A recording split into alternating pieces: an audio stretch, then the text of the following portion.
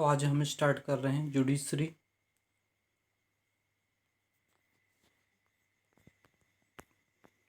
तो जुडिशरी की बात करें तो जुडिशरी की यानी न्यायपालिका के बारे में 5वें भाग में बताया गया है संविधान के। और इसमें हमारे 3 कोर्ट आते हैं, सुप्रीम कोर्ट, हाई कोर्ट और डिस्ट्रिक्ट कोर्ट।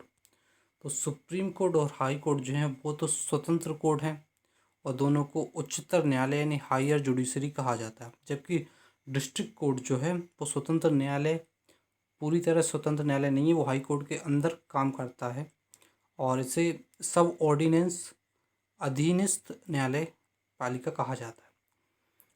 तो पार्ट भाग में सुप्रीम कोर्ट के बारे में बताया गया है, जबकि पार्ट 6 में हाई कोर्ट और डिस्ट्रिक्ट कोर्ट के बारे में बताया गया। आर्टिकल 124 से आर्टिकल 147 तक आर्टिकल में सुप्रीम कोर्ट के बारे में बताया गया है, जबकि आर्टिकल 214 से 232 तक हाई कोर्ट के आर्टिकल हैं और 233 से 237 तक डिस्ट्रिक्ट कोर्ट के आर्टिकल हैं। इन कोर्ट के अलावा कुछ अलग कोर्ट भी होते हैं, किसी विशेष काम के लिए होते हैं। जैसे कि ये हो गए हमारे पास फास्ट ट्रैक कोर्ट है, किसी केस को बहुत जल्दी ख़त्म करना है तो फास्ट ट्रैक कोर्ट हो गया। उसके बाद फैमिली कोर्ट, जहाँ पे फैमिली से जुड़े मुद्दे निपटाए जाते हैं, डिवोर्स हो गया उसको लेके। उसके बाद लोक अदालत हो गई, अधिकरण, ट्रिब्यूनल, ग्राम न्यायालय, मोबाइल कोर्ट, ई कोर्ट और उपभोक्ता न्यायालय, जहाँ पर उपभोक्ताओं से रिलेटेड मुकदमे लड़े जाते हैं। तो कुछ इनके अलावा जो अलग कोर्ट हैं जो अदर कोर्ट में आते हैं। तो अगर हम बात करें तो हर डिस्ट्रिक्ट का अपना एक डिस्ट्रिक्ट कोर्ट होता है और उसके बाद हर राज्य का अपना एक हाई कोर्ट होता है। लेकिन कुछ राज्य ऐसे भी हैं जैसे 2 राज्यों का एक ही हाई कोर्ट कर दिया, तो इस हिसाब से 25 हाई कोर्ट हो गए और पूरे सबका सेंट्रल का एक हमारा सुप्रीम कोर्ट होता है। हाई कोर्ट जो है वो अफेंड जुडिशरी बॉडी यानी शीर्ष न्यायिक संस्था, जो हमारे भारत देश की सबसे बड़ी न्यायिक कोर्ट है। इससे इसके फैसले को नहीं मना किया जा सकता है। उसके बाद जो सुप्रीम कोर्ट, हाई कोर्ट जो है वो इंडिपेंडेंट संस्था हैं। सुप्रीम कोर्ट अपनी सेंट्रल में, हाई कोर्ट अपनी राज्य में इंडिपेंडेंट संस्था है। जबकि डिस्ट्रिक्ट कोर्ट जो है वो ये पूरी तरह से स्वतंत्र नहीं है, ये इसकी कुछ हद तक हाई कोर्ट इसको कंट्रोल करता है। तो केस जो होते हैं दरअसल 2 प्रकार के होते हैं, एक होता है सिविल कोर्ट, एक सिविल केस होता है, एक होता है क्रिमिनल केस। तो सिविल केस जो है वो दीवानी न्यायालय में चलता है, जबकि जो क्रिमिनल केस है वो उसके लिए सेशन कोर्ट होता है।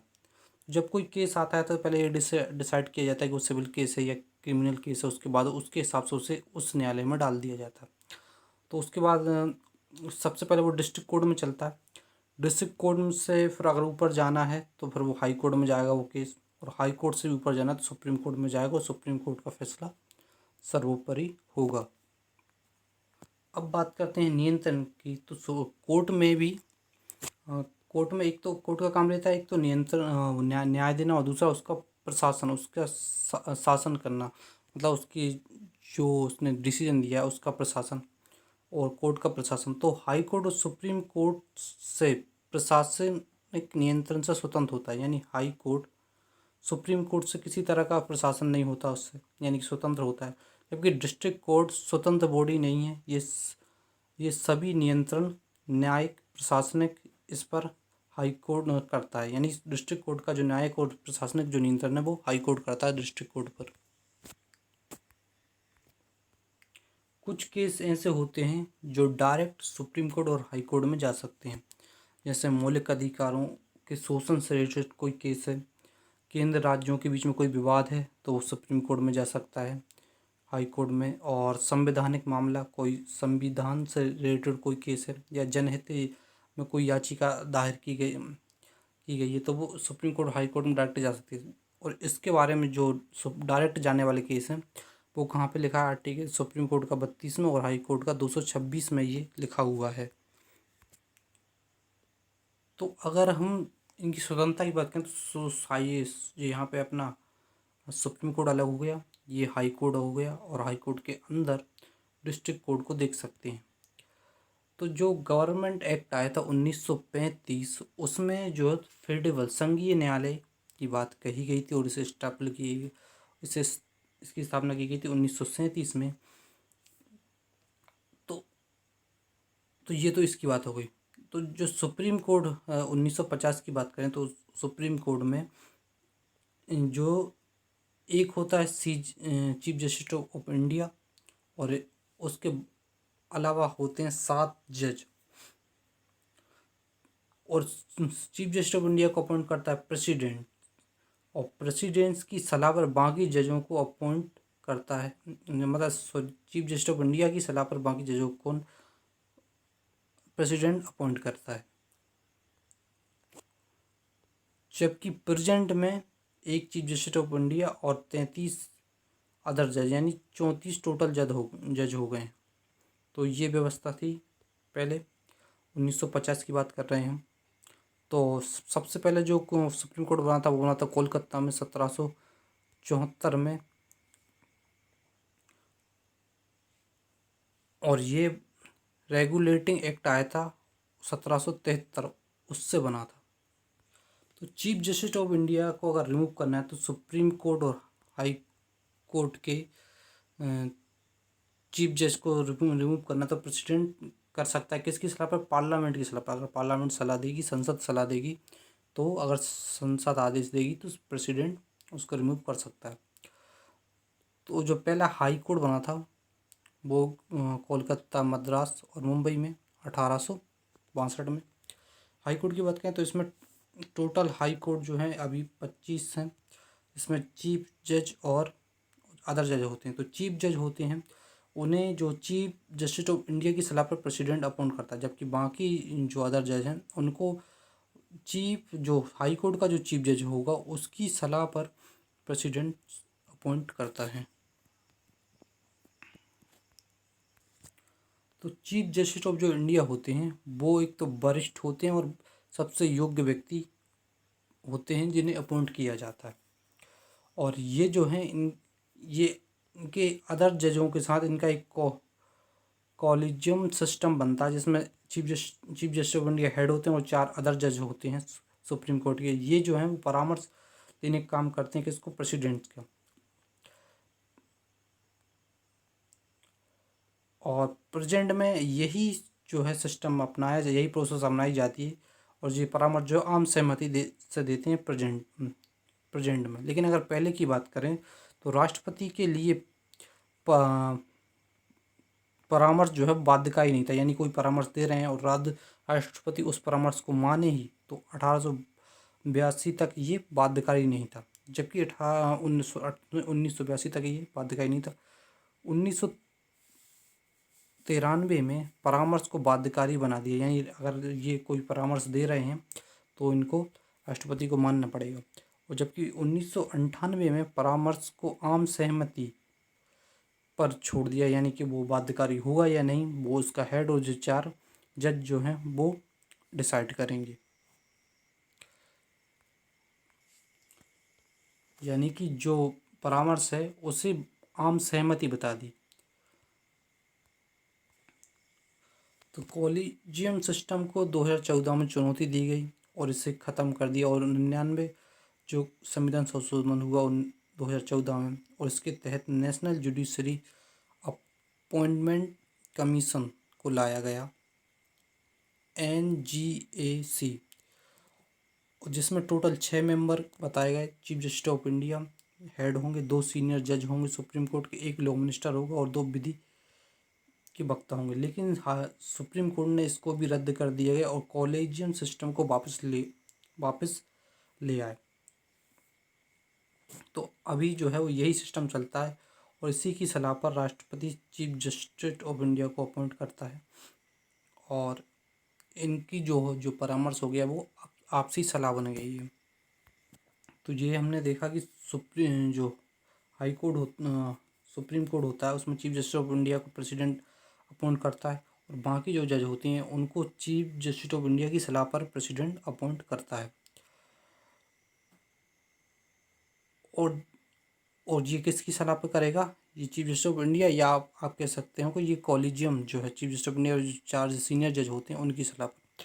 ठीक है, यही जो सिनेरियो जो है हमें हाई कोर्ट में देखने को मिलता है कि चीफ जज जो रहता है हाई कोर्ट का, उसे चीफ जस्टिस ऑफ इंडिया या जो कॉलेजियन है उसकी सलाह पर प्रेसिडेंट अपॉइंट करेगा, और जो बाकी उसके जो अदर जज होंगे वो हाई यानी स्टेट का जो हाई कोर्ट का जो कॉलेजियन होगा या चीफ जज होगा उसकी सलाह पर प्रेसिडेंट उनको अपॉइंट करेगा।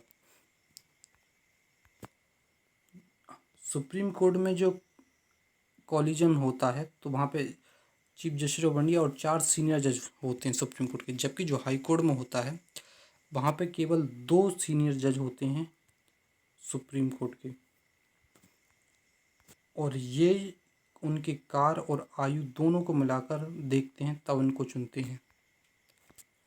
तो अगर रिमूव की बात करें, अगर किसी कोर्ट के सुप्रीम कोर्ट या हाई कोर्ट के जज को अगर रिमूव करना है तो उसे प्रेसिडेंट रिमूव करेगा पार्लियामेंट की सलाह पर, लेकिन पार्लियामेंट में इसके लिए जो है वो बिल रखना पड़ेगा, और अगर ये तभी रिमूव किए जा सकते हैं जब वो व्यवहार सही नहीं कर रहे हो, यानी कि कानून के का गलत उपयोग कर रहे हों या अक्षमता हो, इनके पास मिसबिहेवियर कर रहे हों या इन कैपेसिटी अक्षमता के आधार पर इनको रिमूव किया जा सकता है। तो इनके लिए पहले बिल रखना पड़ेगा संसद में, और इन्हें किसी भी हाउस में इंट्रोड्यूस कर सकते हैं इस बिल को, और इसे पहल करने के लिए कम से कम 50 MP का सिग्नेचर होना ज़रूरी होता है। और ये जो है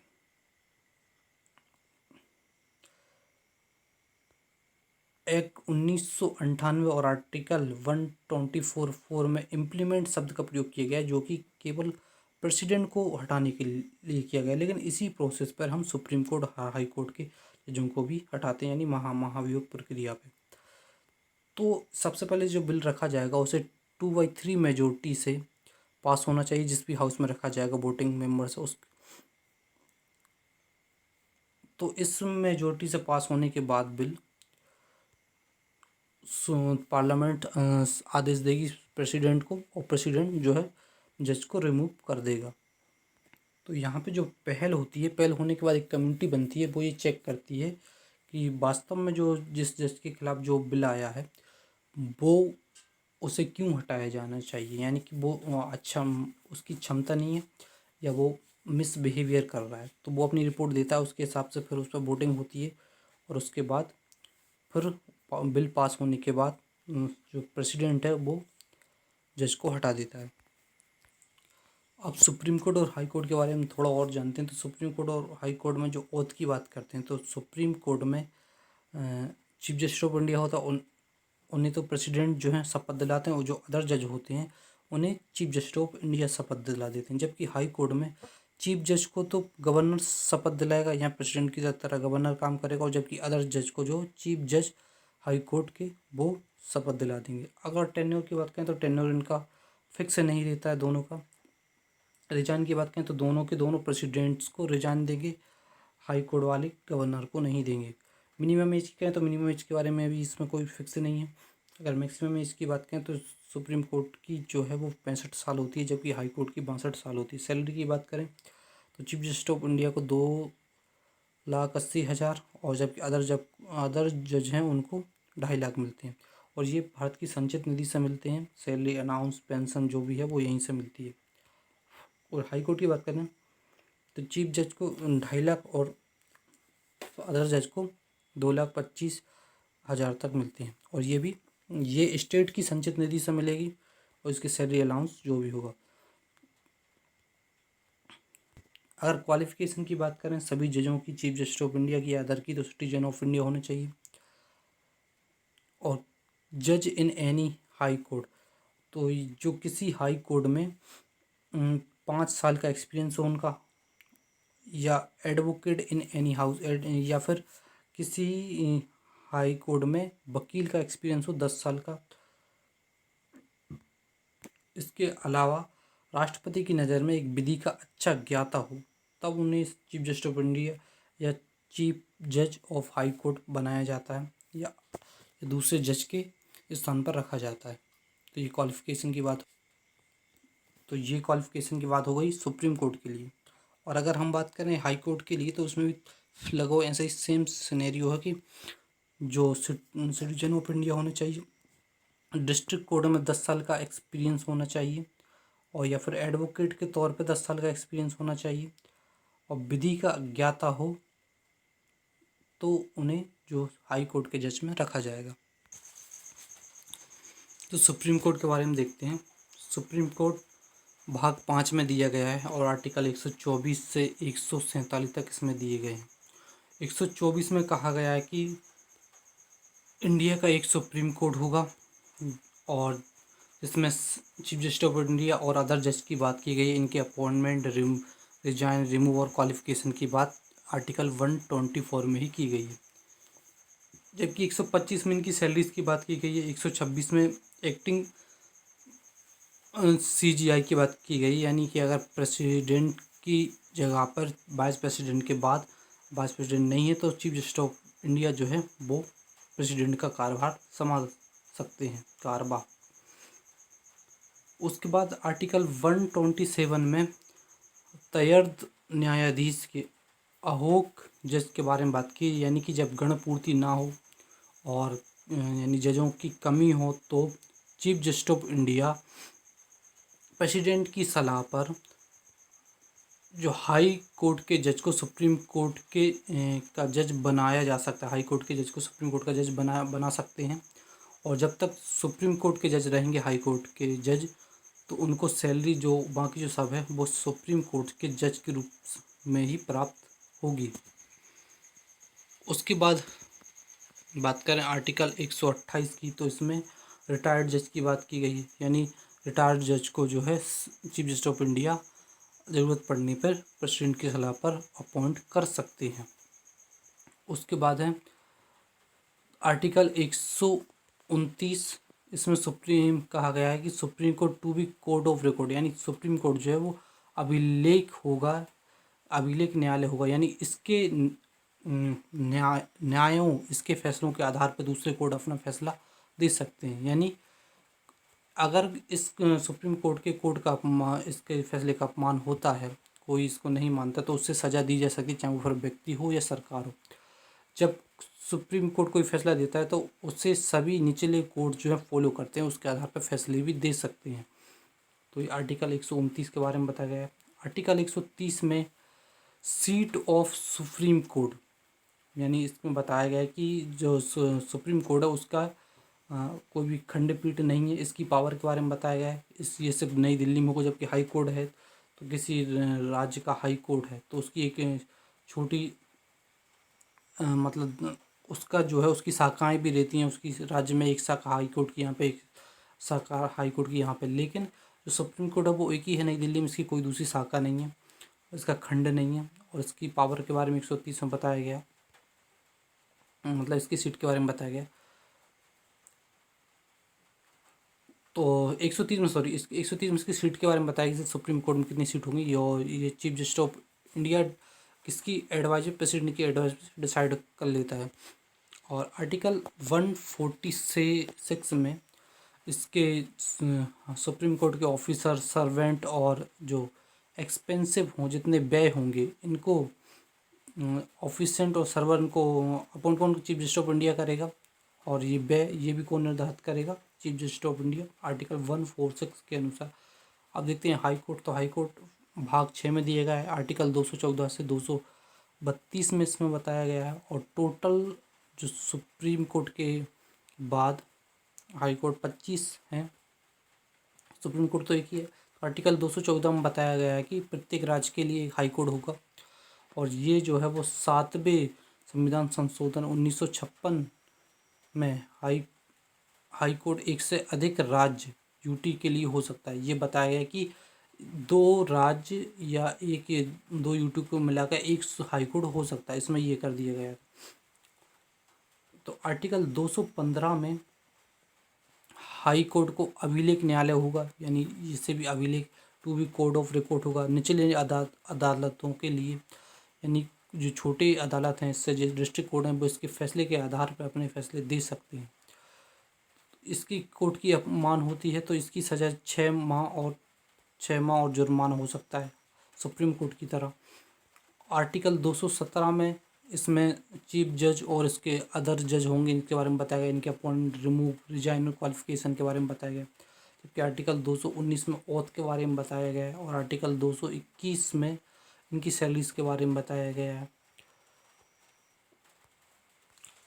आर्टिकल 222 में जज के ट्रांसफ़र के बारे में बताया गया है और ये ट्रांसफ़र जो है वो चीफ जस्टिस ऑफ इंडिया की सलाह पर प्रेसिडेंट के द्वारा होगा।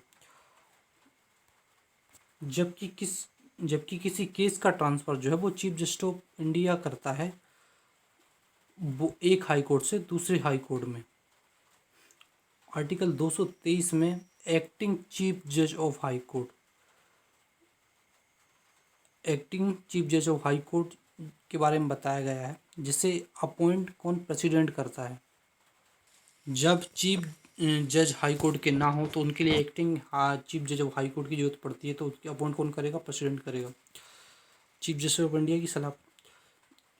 आर्टिकल 226 ये इम्पोर्टेंट है, इसमें जो है समावेश शक्तियाँ, रिट पावर को बताया गया है, यानी कि हाई कोर्ट के में कौन कौन सी शक्तियाँ समावेश होंगी।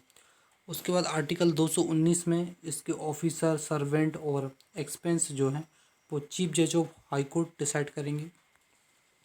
जबकि आर्टिकल 231 में कॉमन कोर्ट दो या दो से अधिक राज्यों के लिए जो कॉमन कोर्ट हैं उनके बारे में बताया गया है कि 2 राज्यों के लिए एक कोर्ट हो सकता है, कॉमन कोर्ट जिसे बोला जाएगा।